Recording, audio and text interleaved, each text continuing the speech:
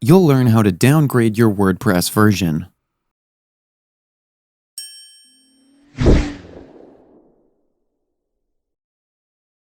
You can downgrade your WordPress version very easily.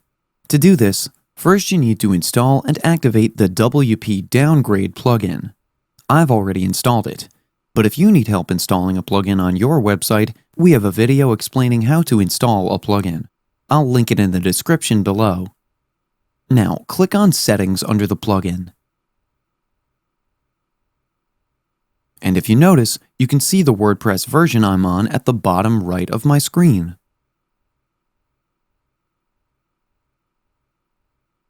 Here, you just need to enter the version you want. You can click here on WP Releases.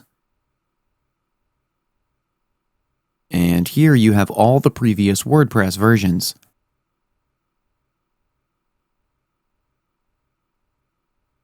Just select the version you want. I'll select the 5.5 version.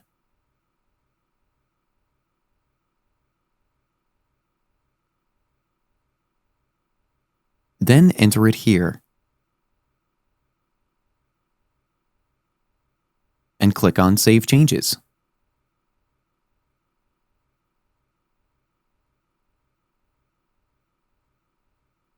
Then you need to update the core.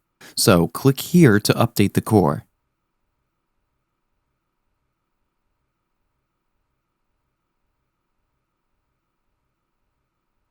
Then I have the option here to install the 5.5 version. Wait for a few minutes while the installation is being completed. And that's it. Now, when I go to my dashboard,